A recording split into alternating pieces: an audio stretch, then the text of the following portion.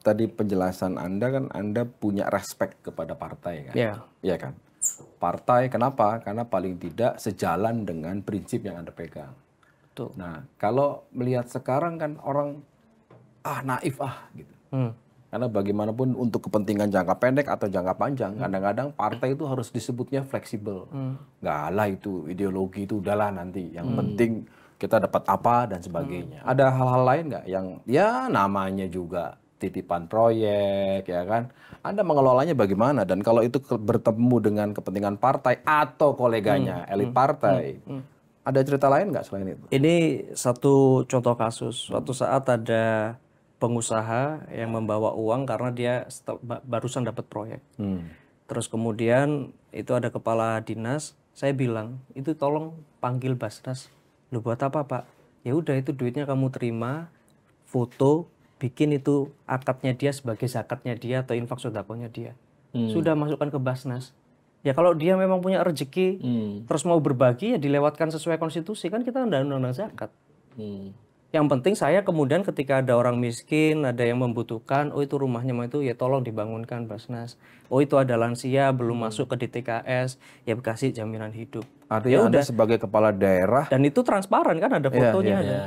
Kepala daerah menghindari betul kepentingan pribadi. Saya berkaya berusaha diri gitu ya. Karena itu memang sudah berjalan. Ini baru anak muda. Ini baru anak muda. Ini baru anak muda. Ini orang tua. Tapi Mas Ipin, biasanya sampai ini lucu loh Gus. Kok iki mau kuat ngono lah po. Dia itu aku dadi grogi ngono. Kagum masalahnya. Dia itu kagum. Masa ono kepala daerah nolak fee gitu loh. Enggak gini. Kenapa saya menggali itu? Hari ini kan sedang jadi diskusi bahwa satu, etika bernegara itu sedang dalam tantangan yang besar. Kasus di MK. Kita harus ingat, yang harus kita bela adalah bukan soal Gibran anak presiden atau bukan anak presiden. Yang harus kita bela adalah bahwa yang namanya MK itu adalah salah satu amanat reformasi. Kita ingat betul kan? Dan itu perjuangan. Artinya kalau kita membela supaya MK tidak diotak-atik, itu bagian dari komitmen kita. Anda kan pasti mengikuti lah, ya kan, komentarnya. Lepas dari kenal sama Gibran secara pribadi, silahkan lah itu privasi, ya personal. Tapi kan punya pandangan, MK diotak-atik, kebetulan pamannya. Anda melihat apa Anda mau mengatakan ini pesan kepada anak muda? Ya kalau saya sebagai anak muda, kalau in terms of competition, apapun yang sudah diputuskan oleh MK itu bersifat final. Jadi ya sudah nggak usah cengeng kalau saya. Dan menurut saya berhadapan kemudian bertemu di dua tim yang berbeda, ini kan kayak kalau main bola Mas Gibran di seberang, saya di sini, ya sudah ketemu. Emang udah di seberang? Ya setidaknya seperti itu kalau KPU sudah mendaftar di KPU kan kira-kira begitu. Tapi secara PDIP masih kan? Kan KTA-nya belum dikembalikan. Agak-agak. Ini mancing-mancingnya ngeri. Nggak ada mancing. Makanya aku ajak dulu. Jadi yang penting gini, to what extent itu sepermisif apa anak muda sekarang lihat konstitusi dan segala macam. Ya bagi saya mengerti bahwa kenapa sih harus ada demokrasi. Dulu Machiavelli itu ngomong kekuasaan harus dipertahankan secara absolut. Makanya dulu yang ada cuma eksekutif dan militer, army. Jadi kalau nggak defense ya ekspansif. Kemudian mereka berkumpul dengan kaum-kaum bangsawan yang pengusaha, akhirnya muncul plutokrasi.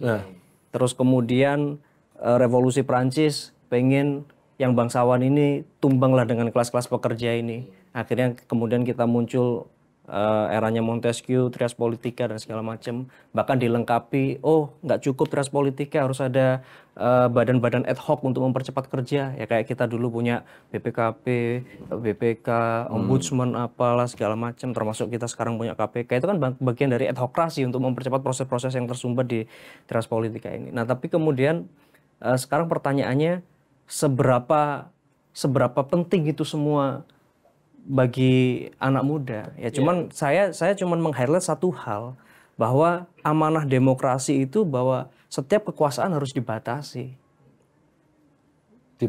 Dibatasi periodenya, dibatasi aturannya dan segala macam. Dan maksud saya rule of the game itu adalah dalam rangka bahwa kemudian menghambat ada satu golongan tertentu yang kemudian memiliki kekuasaan yang terlalu absolut, sehingga kemudian ia kalau memiliki satu satu intensi yang baik. Caca, Anda ini otentik begini atau belajar dulu sebelum kesini?